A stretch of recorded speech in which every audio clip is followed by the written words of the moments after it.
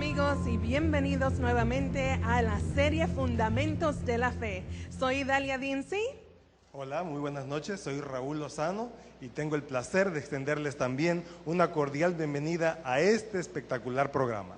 Sí, le damos la cordial bienvenida a ustedes en casa, en aquellas personas que nos están mirando la programación a través de su servicio de internet, las compañías de cable TV también. Le agradecemos por tomar estos minutos durante esta hora que nos acompañen para una gran bendición. Y aquí nuestros amigos en el Centro Ceneva en Tabasco, México. Por supuesto, agradecemos la presencia de quienes nos acompañan en esta noche aquí en el Centro Evangelístico de Villahermosa, conocido también como Ceneva. Este es un templo, pero a la vez es un auditorio que está acondicionado precisamente para programas como este y nos alegra mucho tenerles aquí acompañándonos en esta oportunidad. Así es un placer poder trabajar con la administración de esta iglesia en Ceneva, también la Asociación del Sur y también la Unión del Sur de México. Usted es el director de comunicaciones. Así es. Correcto. De la Unión del Sur de México. Nuestros amigos deben de saber que la Unión del Sur de México es una de las 4 uniones que componen la Iglesia Adventista en la República Mexicana. Nuestra Unión del Sur tiene su sede en la ciudad de Mérida, Yucatán, y estamos ubicados en el estado de Tabasco, que es uno de los 5 estados que abarca esta sección de la Iglesia Adventista. Muy bien, así que tenemos una familia muy grande y mundial, pero aquí en México hay muchos adventistas, ¿verdad que sí? Sí, estamos cerca de los 600,000 y en esta parte de la República tenemos 296,000 miembros de la Iglesia Adventista. Amén, amén. Bueno, en esta ocasión vamos a continuar la serie que hemos estado presentando, Fundamentos de la Fe. ¿En qué se basa esta presentación? ¿Cuál es la fuente de información? La fuente es la Sagrada Escritura. Amén. El propósito es entender sus enseñanzas más básicas, más fundamentales, y a través de este ciclo de conferencias nosotros podremos percibir la enseñanza general de la Sagrada Escritura para el acrecentamiento de nuestra fe y para nuestra orientación a la vida eterna. Durante esta hora vamos a tener la presentación en cargo de un varón de Dios. ¿Y cómo se llama esta persona? Es nada menos que el pastor David Perusquía. Él es mexicano y él trabaja aquí en Villahermosa. Él sirve como capellán en la Universidad de Montemorelos, el campus Tabasco, y está aquí con nosotros para ofrecer el estudio de esta noche. Amén. Bueno, antes de continuar esta noche, quisiéramos invitarles a ustedes a que nos acompañen en una oración. Pastor, por favor, ¿nos puede dirigir en oración? Claro que sí. Quiero invitar a nuestros amigos presentes y a nuestros televidentes en sus hogares que inclinen su rostro así como estamos. Vamos a comunicarnos con Dios. Amén. Padre Celestial, es un gusto convivir contigo. Amén. Y más cuando se trata de estudiar y de aprender de tu palabra. Hemos apartado este tiempo, Señor, porque queremos conocerte mejor. Sí, Señor. Queremos crecer con la base de estos fundamentos de la fe. Amén. Permite que en esta noche, al abrir tu palabra, al escuchar el mensaje, seamos edificados con la verdad. Amén. Permite también, Señor, que nuestro corazón, a la hora de tomar decisiones, elija con sabiduría el camino de la vida. Te lo rogamos en el nombre de Jesús, nuestro Salvador. Amén. Amén. Amén. Bueno, seguimos glorificando a nuestro Señor a través de la música. En esta ocasión tenemos una pieza instrumental. ¿Y quiénes son los que van a participar? Bueno, es una pieza muy conocida, interpretada instrumentalmente. Vamos a escuchar al cello por el joven David González y acompañado al piano precisamente por su padre, sí, el doctor José David González Bernal. La pieza se titula Jesús, alegría de los hombres. Sí, es un medley y tan pronto que ellos acaben su participación, vamos a escuchar el mensaje de la noche que es titulado El remanente y su misión. Por favor, mucha atención a la presentación de la palabra de Dios. Amén.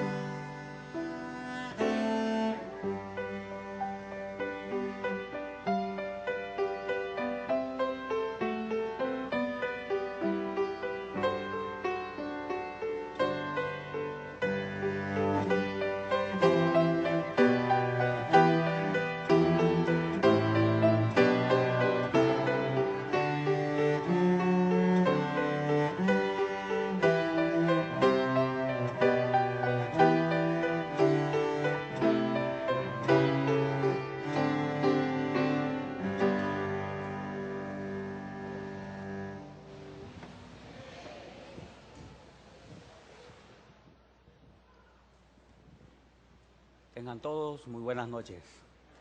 Una vez más les invito a que inclinemos el rostro para tener una palabra de oración. Amante Padre que estás en el cielo, te damos gracias porque eres bueno y para siempre es tu misericordia. Nos reunimos una vez más para estudiar tu santa palabra. Perdona nuestros pecados para que al abrir este libro sagrado, la influencia de tus ángeles y de tu Santo Espíritu se quede en este lugar. Ayúdanos a llevarnos la bendición que no nos hubieras dado si nos hubiéramos quedado en otro lugar haciendo cosas ajenas a tu voluntad. Ilumínanos al escudriñar tu palabra y capacítanos para vivir conforme a ella. Y que hoy podamos escalar un peldaño más de la escalera que va al cielo. En el nombre de Jesús. Amén. Hoy vamos a estudiar la siguiente doctrina de la iglesia, que se llama el remanente y su misión. La creencia de la iglesia que tiene que ver con un pueblo que va a existir en el fin del tiempo. Y vale la pena recordar que Dios siempre ha tenido seguidores en este planeta. En una ocasión, una persona me preguntaba que si son muchos los que se van a perder en el día del juicio. Yo le dije sí, la Biblia dice que son como la arena que está a la orilla del mar, son muchos. Y también me preguntó que si eran pocos los que se iban a salvar. Y le dije también que sí, porque la Biblia dice muchos son los llamados, pocos los escogidos. Pero estaba preparando el terreno para la última pregunta, la cual era su mayor propósito. Me dijo, entonces quiere decir que el diablo le ganó a nuestro Dios, porque son más los que se van a perder que los que se van a salvar. Y sinceramente en esa ocasión no supe qué contestarle. Años después vino a mi mente una respuesta. Me puse a sacar cuentas, que aunque es cierto que los que se van a perder son como los que están a la orilla del mar, Dios también ha tenido seres a su favor. Y la primera cuenta que saqué fue la primera vez que se dio a conocer la rebelión en el universo. Así es como hay que sacar la cuenta de quién salió ganando. La Biblia dice que Satanás se trajo la tercera parte de los ángeles. ¿Dónde se quedó la mayoría? En el cielo. Esos cuentan como ganados por Cristo Jesús, como salvados porque no fueron arrastrados por la rebelión de Satanás. Y son millones de millones, dice la palabra. De los millones de mundos que Jesús creó, en la ilustración de la parábola de la oveja perdida, este es el único que cayó.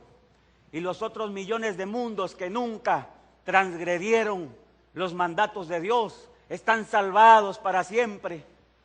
Ahí Jesús también salió ganando por mayoría. Y si a los ángeles y a los mundos que nunca cayeron, le sumas todos los que han creído en Jesús de corazón, desde los días de Adán hasta el último que cree en el Señor Jesús, ni siquiera en eso le ganó Satanás. En números también ganó Jesús. Son más los que se van a salvar. Siempre ha tenido seguidores. Y si Él nos pide que le sigamos, no es porque a Él le hagan falta seguidores. Eso a Él le sobra. Pero si pide que le sigamos es porque es la única forma de que tú te salves.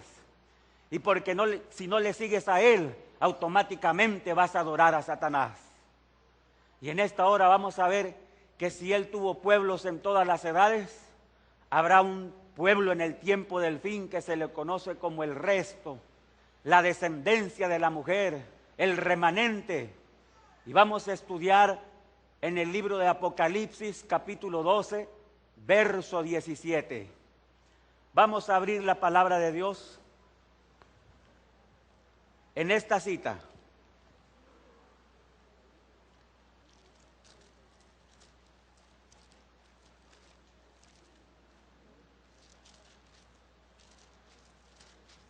Y nos vamos a dedicar a contestar solamente 3 preguntas en esta noche. Vamos a contestar Primeramente, ¿quién es el que le hace la guerra? A Dios. En segundo lugar, ¿a quién le hace la guerra? Y en tercer lugar, ¿por qué le hace la guerra? ¿Cuáles son sus motivos? Y te vas a sentir feliz de conocer los motivos por los cuales Satanás va a perseguir al pueblo de Dios en el tiempo del fin. Leemos entonces en Apocalipsis capítulo 12, verso 17. Entonces el dragón se llenó de ira contra la mujer y se fue a hacer guerra contra el resto de la descendencia de ella, los que guardan los mandamientos de Dios y tienen el testimonio de Jesucristo. Es el propósito que después de estudiar esta porción quede claro quién es el dragón, quién es la mujer, quién es el resto, cuáles son los mandamientos de Dios y cuál es el testimonio de Jesucristo. Y lo vamos a hacer, dijimos, a manera de 3 preguntas. La primera, ¿quién es el que hace la guerra? Ya tienen la respuesta. ¿Quién dice que hace la guerra? El dragón.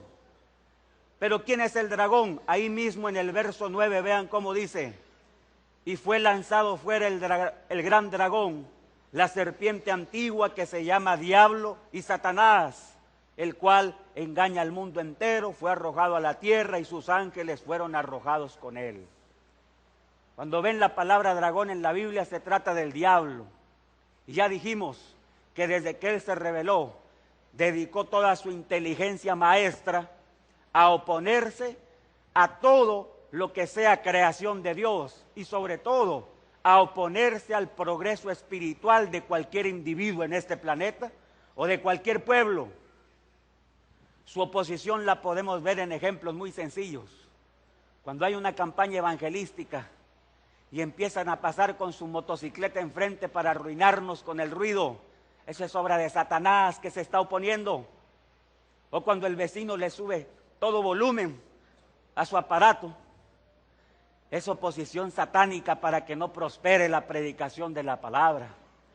Cuando se va la luz, cuando se va la energía, todo eso, en cada reunión evangelística hay demonios en forma humana para oponerse a la obra de Dios. Cuando tú tenías el propósito de venir a la iglesia y sales con que me llegó un familiar de no sé dónde y me quedé a atenderlo, ya te agarró el diablo, se te opuso y te impidió que vengas a escuchar la palabra de Dios. Es oposición en todos los aspectos y se te va a poner de la forma que menos te lo esperas. A veces tus mismos parientes, como dijimos, o tus mismos amigos o amigas. Está alerta.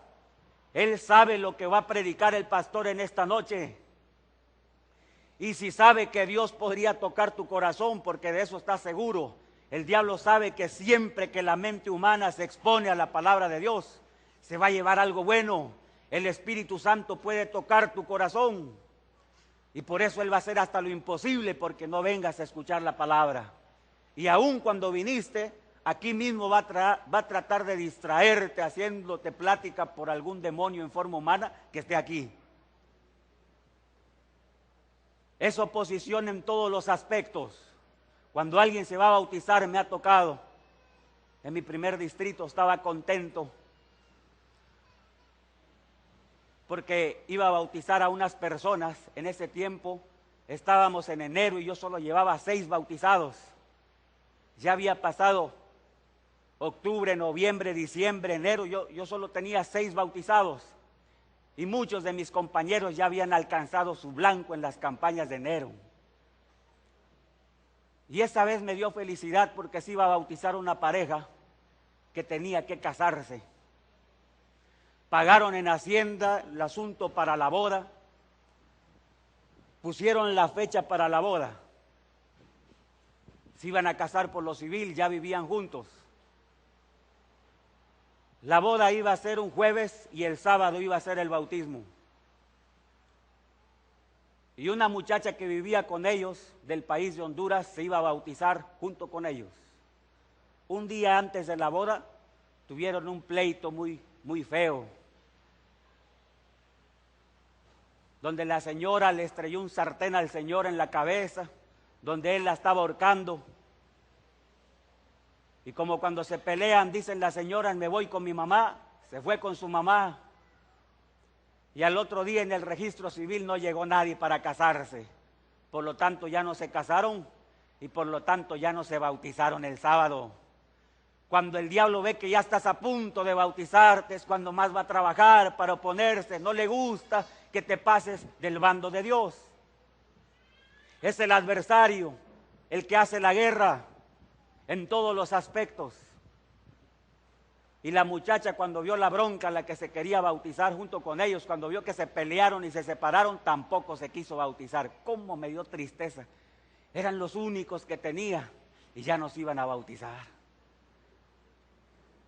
Pero Jesús también lucha por tu vida. Pasado el tiempo pude ir a hablar a casa de la señora, fui a hablar a casa del Señor, volví a casa de la señora, se propuso una plática en una casa neutra, platicaron, después se hicieron planes de volverse a casar, se casaron y los bauticé en un campamento de jóvenes. Así como el diablo ejerce oposición para tu salvación, Jesús lucha para que tú te salves, querida visita. ¿Quién es el que hace la guerra? Satanás, y lo hace en todos los aspectos, lo acabamos de ver con estos ejemplos.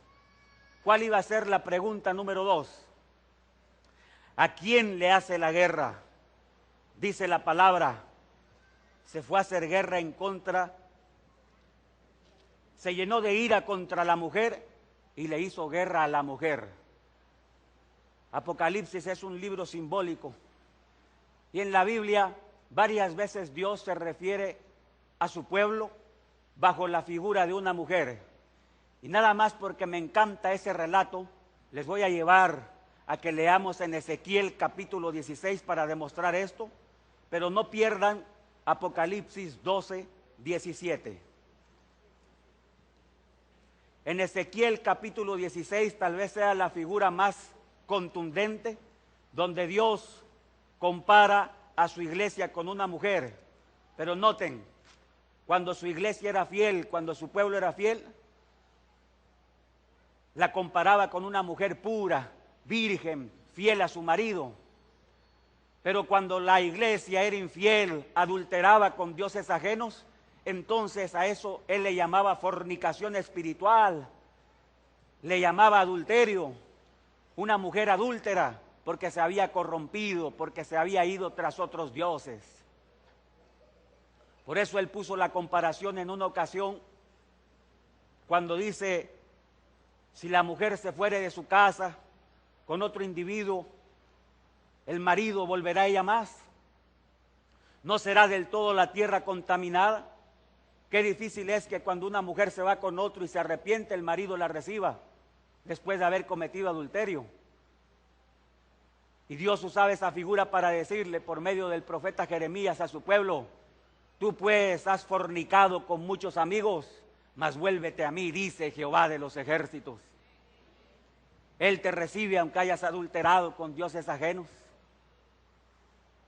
Y en Ezequiel capítulo 16 dice la palabra de Dios, una metáfora muy hermosa.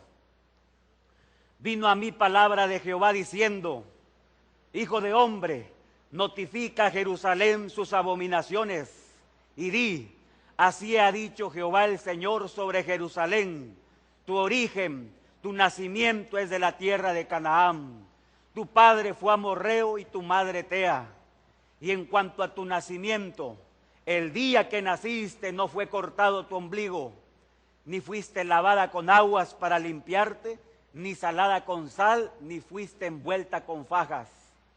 Este verso ilustra la figura de lo que hacían las parteras cuando nacía un niño judío. Cortar el ombligo, lavarlo con agua de sal y fajarlo. No hubo ojo que se compadeciese de ti para hacerte algo de esto, teniendo de ti misericordia, sino que fuiste arrojada sobre la faz del campo, con menosprecio de tu vida en el día que naciste.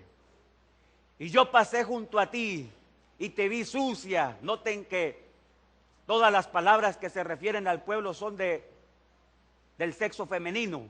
En tus sangres Y cuando estabas en tus sangres te dije, vive. Sí, te dije, cuando estabas en tus sangres, vive. Te hice multiplicar como la hierba del campo y creciste y te hiciste grande. Y llegaste a ser muy hermosa. ¿A qué género pertenece la palabra hermosa? Femenino. Tus pechos se habían formado. ¿Quiénes tienen pechos? Las mujeres. Y tu pelo había crecido, pero estabas desnuda y descubierta. Está comparando a su pueblo 100% con una mujer. Y pasé yo otra vez junto a ti y te miré, y he aquí que tu tiempo era tiempo de amores.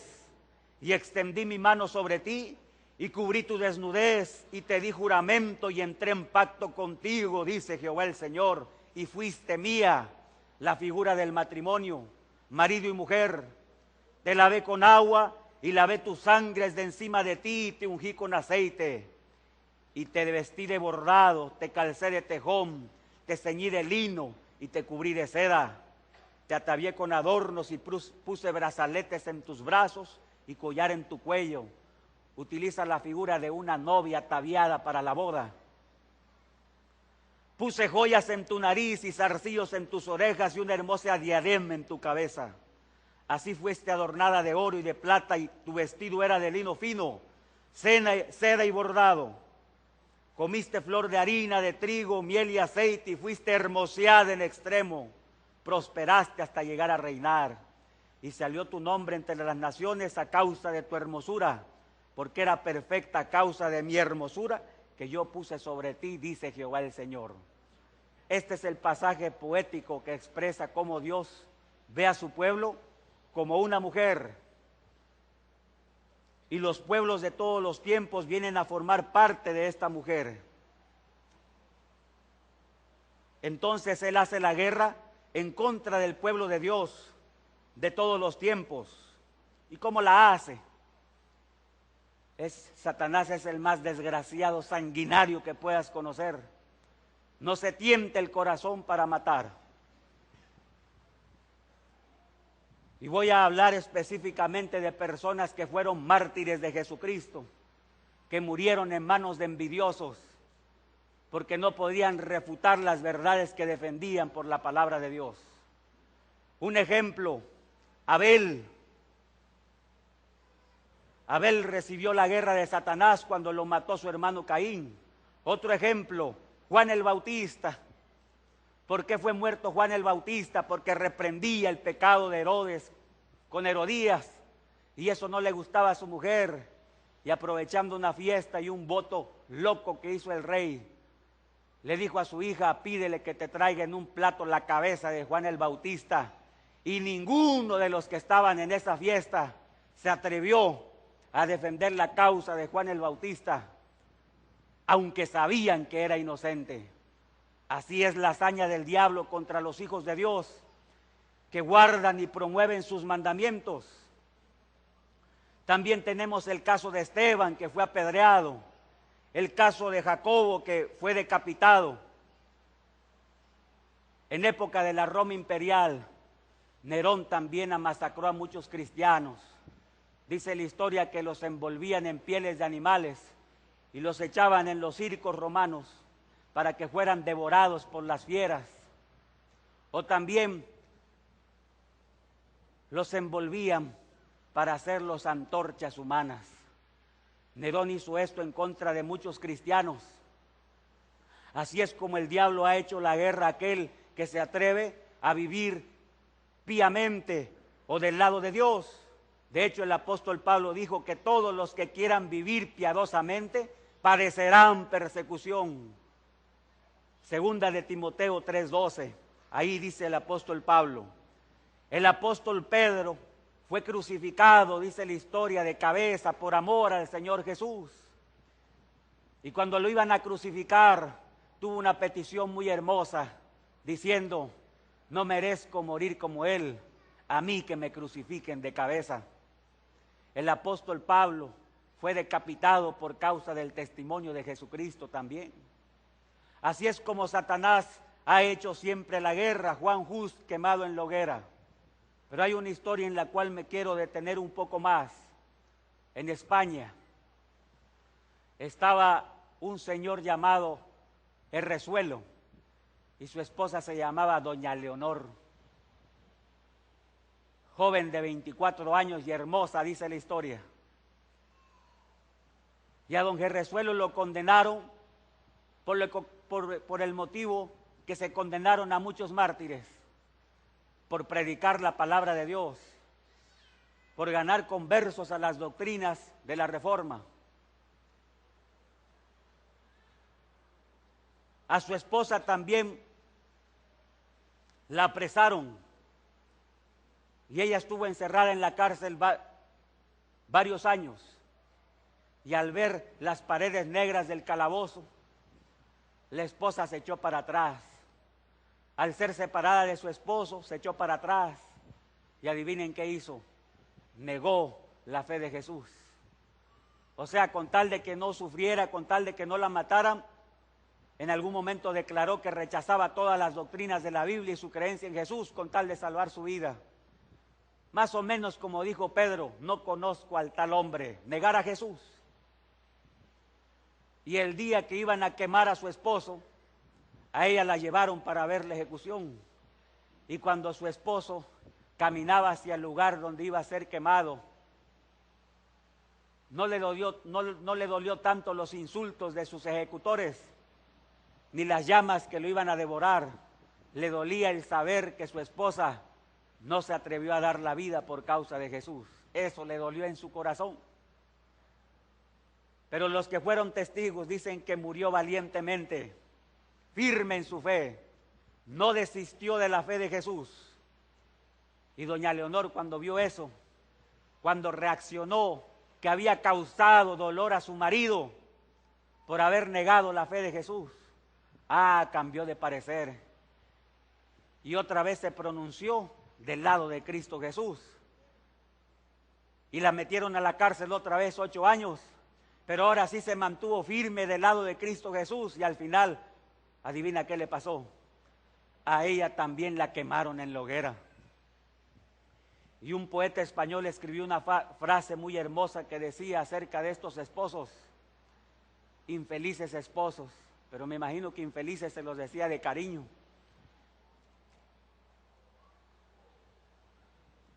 Iguales en el amor, iguales en sus doctrinas e iguales en su muerte. Qué bonita frase.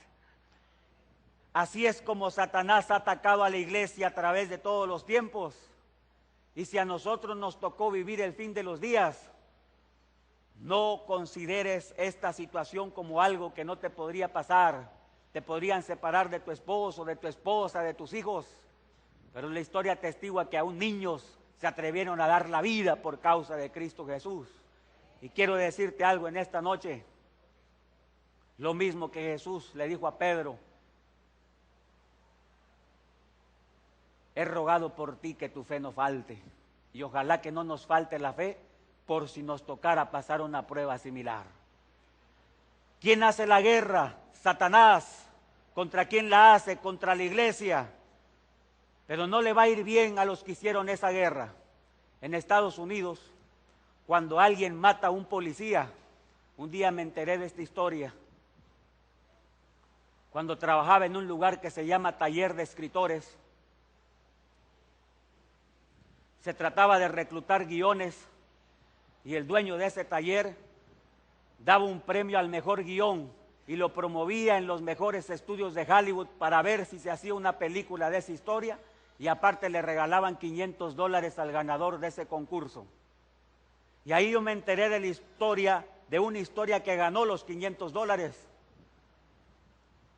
Pero la historia, a pesar de que sí la quisieron algunos estudios de producción, venía de un hombre que estaba en la cárcel por haber matado a un policía y empezaron a llegar las llamadas a los estudios. Ni se les ocurra hacer la película de este individuo, si acaso nada más denle los $500, porque el que mata a un policía no tiene derecho a nada. Y no se hizo. Aquí vemos cómo esto es una figura de que todos aquellos que participaron de la muerte de los mártires, si no se arrepienten, no les va a ir bien delante de Dios. En el día del juicio, muchos de los mártires van a estar con Jesús adentro de la Nueva Jerusalén, y muchos de los que los condenaron a la hoguera van a estar afuera con los perros, como dice la Biblia. Y ahora el juicio va a ser al revés, y ahora el fuego va a caer sobre ellos. No les va a ir bien a los que persiguen al pueblo de Dios en cualquiera de los aspectos.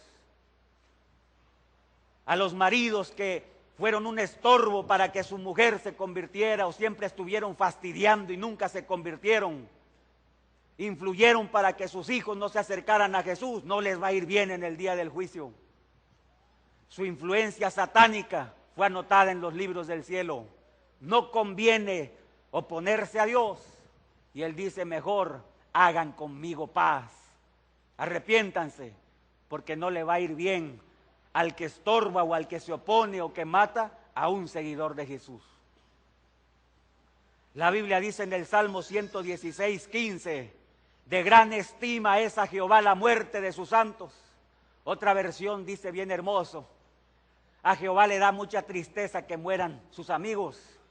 Y en el Sermón del Monte, en las bienaventuranzas, Jesús dijo: una bienaventuranza para los que padecen persecución por causa de la justicia, que así persiguieron a sus padres los profetas. Alegraos y regocijaos, porque su galardón es grande en los cielos. Si no le va a ir bien al que persigue, al perseguido siempre le va a ir bien del lado de Jesús. Su recompensa es grande en los cielos. Y me gusta tomar otra figura de Estados Unidos. Cuando un policía muere en el cumplimiento de su deber, ese policía recibe honores, se develan placas en su honor, o su nombre puede estar en puentes importantes porque murió en el cumplimiento del deber. No pasa desapercibido para sus camaradas, y así también no pasa por desapercibido la muerte de uno de los santos de Cristo Jesús. Y va a tener recompensa. Vamos a contestar la tercera pregunta. La primera fue: ¿quién es el que hace la guerra? ¿A quién se le hace la guerra? A los que quieren vivir conforme a la palabra de Dios. Y la otra es: ¿por qué les hace la guerra? Vamos a leer otra vez ahí en Apocalipsis capítulo 12, verso 17.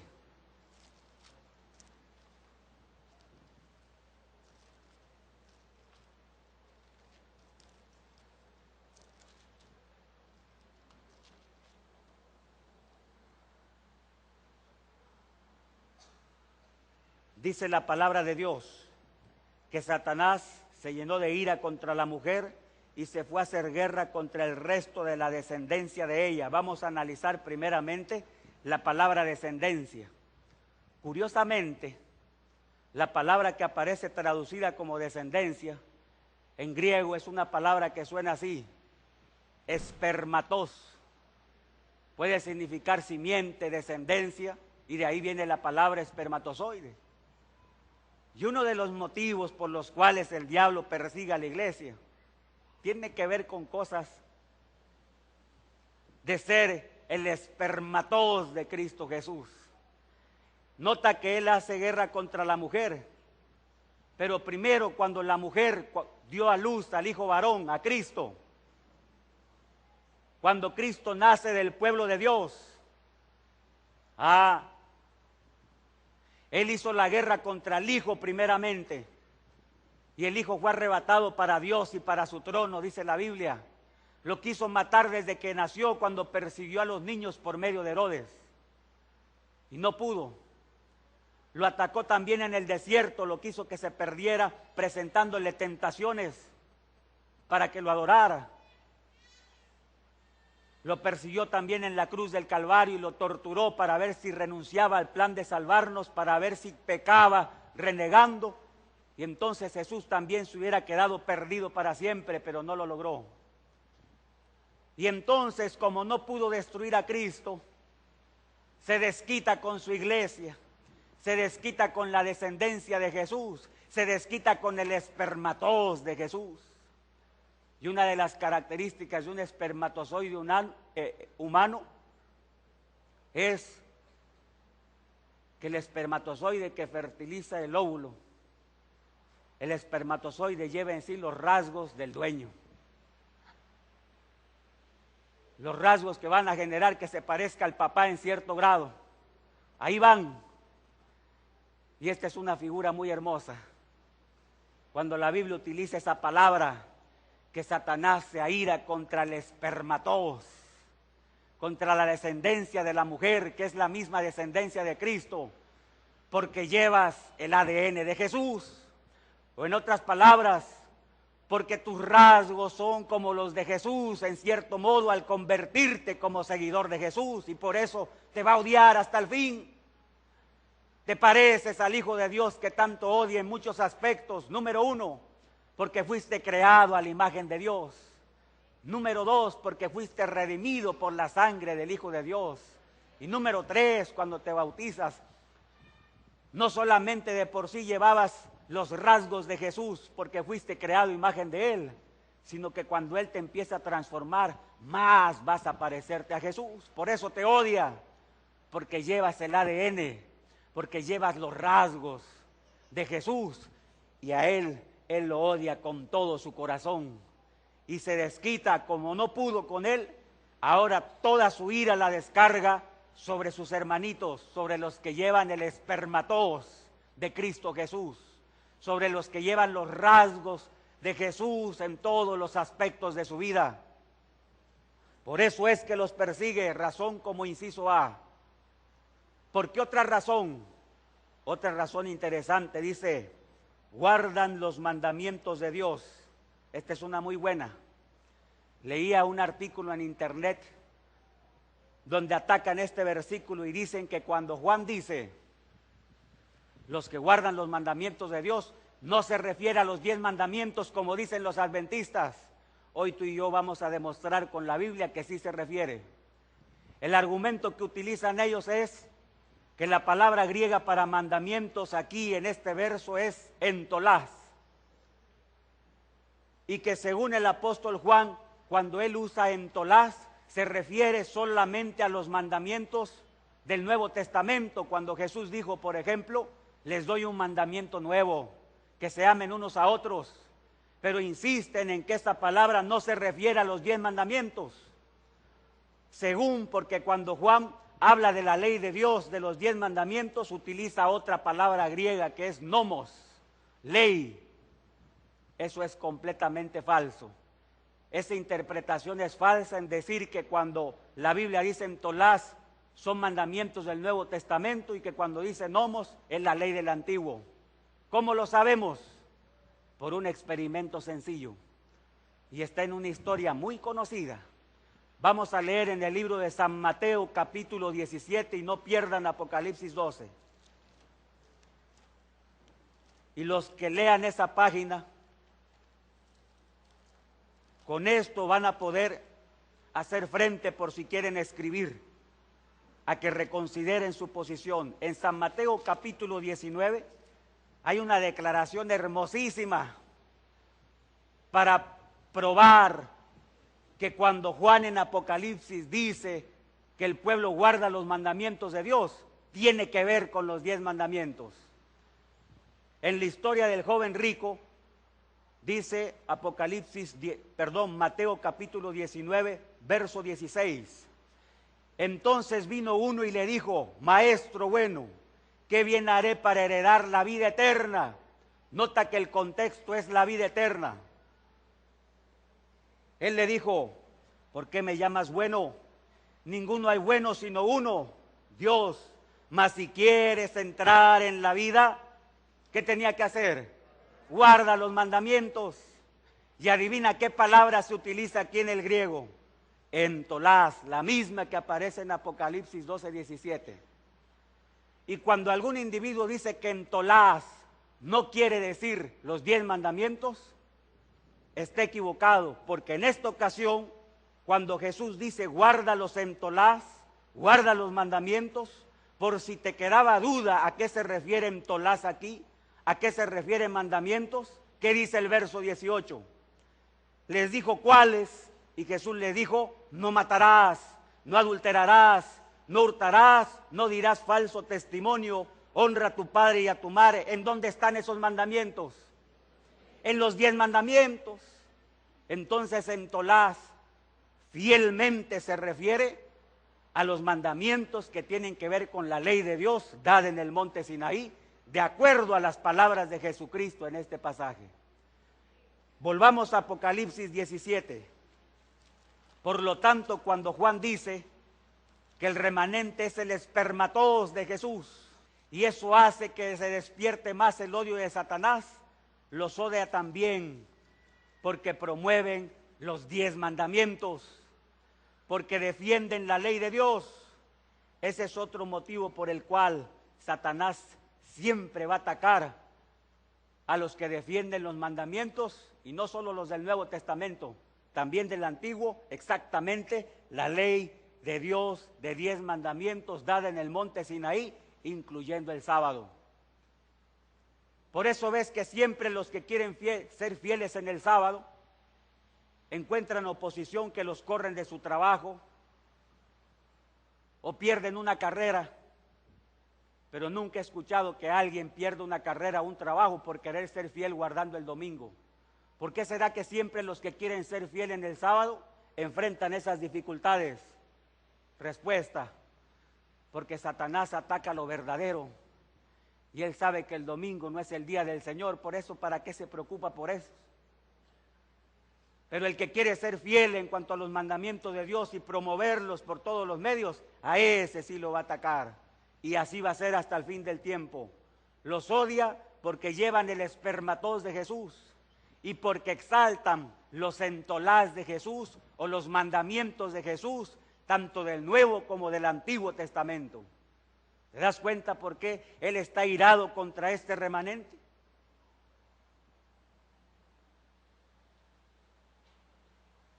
Una tercera razón, dice que guardan los mandamientos de Dios y tienen el testimonio de Jesucristo. ¿Qué es el testimonio de Jesucristo? Hay 2 contextos en los cuales se utiliza esta frase. El primer contexto es al principio del libro, cuando Juan dice en el capítulo 1, versos 2 y 9, que él estaba en la isla de Patmos. ¿Por qué razón? Por causa de la palabra de Dios. ¿Y por qué más? Y por el testimonio de Jesucristo. Y ese contexto es un contexto de persecución. Por lo tanto, la primera declaración que vamos a hacer, el odio que tiene Satanás sobre los que tienen el testimonio de Jesús, porque exaltan toda la Escritura, la palabra de Dios, y son capaces de dar la vida por la historia de Jesús o por el Señor Jesús. El otro contexto en que aparece es en un contexto de adoración. Cuando Juan quiso adorar al ángel en Apocalipsis 19:10, el ángel le dijo: mira, no lo hagas, porque yo soy consiervo igual que tú y tus hermanos. Adora a Dios, porque el testimonio de Jesús es el espíritu de profecía. Aquí aparece el testimonio de Jesús en el contexto de la adoración al Dios verdadero. Y cuando dice que es el espíritu de profecía, espíritu es una palabra que tiene que ver con como el motor que movía a los profetas, como lo que le daba vida a toda la profecía, es la historia del crucificado del Calvario. Y por eso todo profeta verdadero, desde el primero que hubo hasta el último que exista, siempre va a promover la historia del crucificado, va a promover la palabra de Dios, va a promover la ley de Dios. Y esta última razón que tienen el testimonio de Jesús en el contexto de la promoción de la adoración al Dios verdadero es interesante, porque a través de los siglos Satanás siempre ha tenido pueblos que han distorsionado la adoración al Dios verdadero. Por ejemplo, entre los egipcios el rey era considerado como alguien igual a Dios. Hay inscripciones que se han encontrado donde dicen que el rey egipcio era el único que tenía inmortalidad, el igual a Dios. y los que trabajaban en sus tumbas en vida, trabajaban para las tumbas de los reyes, para sentirse favorecidos, que cuando estuvieran en el más allá, por ser alguien igual a Dios, iban a tener un favor especial en el mundo del más allá. Entre los babilonios, el rey también era considerado igual a Dios, el representante de Dios en la tierra. ¿Dónde he escuchado eso? Entre los medos y los persas, también el rey era considerado igual a Dios. En esa película que se llama 300, el rey persa exige adoración del general Leonidas. Adórame. Registra fielmente el asunto de que los reyes medos y persas también se hacían igual a Dios. Entre los griegos también el rey era divinizado. Entre los romanos también el César era divinizado. Y más cerca a nosotros, entre la cultura de los aztecas. En un libro de historia de los presidentes de México dice que los líderes aztecas llamados tlatoanis también eran divinizados. ¿Por qué será? Así se distorsiona la adoración al Dios verdadero. El diablo sabía que un día iba a venir, que en realidad iba a ser el Hijo de Dios, que en realidad iba a ser el representante de Dios en la tierra, Jesús, que en realidad iba a ser igual a Dios y que iba a ser un ser humano. Y él se encargó por medio de estas ideas distorsionar la verdad acerca de Jesucristo cuando él llegara al planeta. Y hoy en día, a pesar de tanta inteligencia, a pesar de tantos inventos, a pesar de tantas bibliotecas, el ser humano no está lejos de vivir el engaño de los medos persas, de los griegos, de los romanos, egipcios, babilonios, aztecas, que creyeron que un líder humano era igual a Dios. Porque hoy en día tú puedes ver que todos los que han desfilado por el Vaticano se hacen igual a Dios, y el mundo sigue tan ingenuo o tan ignorante como los aztecas y todas las culturas que dijimos, en considerar que una persona pueda ser igual a Dios. ¿Por qué ellos adoptaron ese modelito? Porque ellos sabían que si el pueblo logra creer que ellos son igual a Dios, pueden hacer con el pueblo lo que se les pegue la regalada gana. Al cabo es igual a Dios. Por eso muchas doctrinas falsas han venido a través de estos señores y la gente las respeta, porque consideran que ellos son igual a Dios. Pero así como han habido pueblos que van en contra de la verdad de Dios, también Dios ha tenido remanentes que han sido enviados al planeta o han sido levantados para restaurar la adoración al Dios verdadero. Por ejemplo, el primer remanente que vamos a poner de ejemplo, Noé con su familia, fue el único que quedó en la tierra para restaurar la adoración al Dios verdadero que se había degradado con el mundo antediluviano.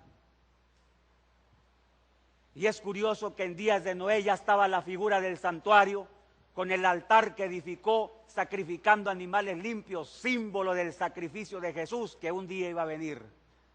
Y por medio de esos sacrificios, él iba a predicar y restaurar la adoración al Dios verdadero. Ahí estaba el santuario en embrión. Remanente número 2, los que salen con Moisés de Egipto. Otro remanente que iba a restaurar la adoración al Dios verdadero, tanto que Dios les dijo, me harán un santuario y habitaré en medio de ellos. Iban a ser su especial tesoro. Y ahí otra vez aparece la idea del santuario, el que construyó Moisés en el desierto, con los sacrificios, ya todo más sofisticado, pero que apuntaban a la persona y a la obra de Cristo, y para que el mundo supiera cómo adorar al Dios verdadero. Y también le hacían promoción a los 10 mandamientos y al sábado. Después sale otro remanente de Babilonia en los fines de los días de Daniel, y otra vez salen con cartas para reedificar el santuario que está en Jerusalén, porque Dios los estaba levantando para restaurar la adoración al Dios verdadero. Y otra vez sale a relucir, enaltecer la ley de Dios, el sábado.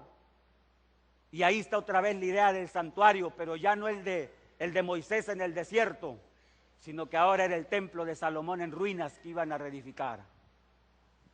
Luego sale otro remanente, la iglesia cristiana, y otra vez siguen vigentes los mandamientos de acuerdo a lo que leímos.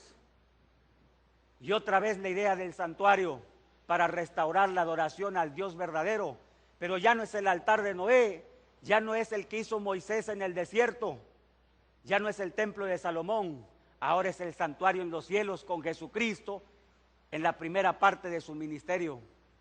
Pero Dios luego tuvo un remanente más, la iglesia adventista del séptimo día, que salió con las mismas características, exaltando la ley de Dios. Y una de las iglesias que más predica del santuario es esta iglesia, para restaurar la adoración al Dios verdadero, para exaltar su ley, incluyendo el sábado, porque la Biblia dice que el remanente que viva al final, lo último que dice la Biblia acerca del pueblo que va a corretear Satanás, es un pueblo que exalta sus mandamientos, y hemos demostrado que sí son los de la ley de Dios, y aparte exalta la historia del crucificado del Calvario. No dudes en unirte a un pueblo así, que tiene las credenciales del cielo. Habrá alguien en esta hora, vamos a hacer una invitación, habrá alguien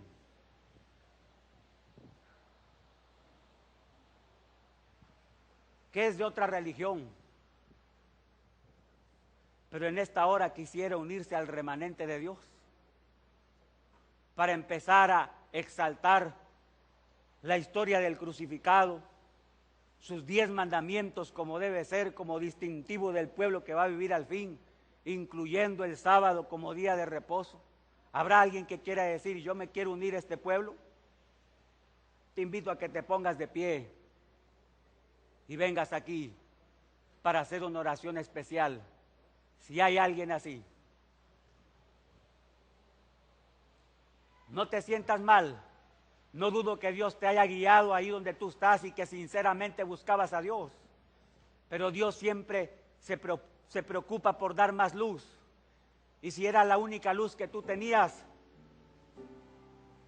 estaba bien porque no tenías más, pero ahora ya tienes más. Quisieras venir a esta nueva luz. Si hay alguien más que esté en esta situación, yo te invito a que pertenezcas a este pueblo de Dios. ¿Habrá alguna persona que quiera decir públicamente, yo me uno? Tal vez no sea esa la situación, pero si hay otro que no es bautizado, de los que no han pasado ninguna vez, que hoy quieran venir acá al frente a entregar el corazón a Jesús para el bautismo próximo de estas reuniones.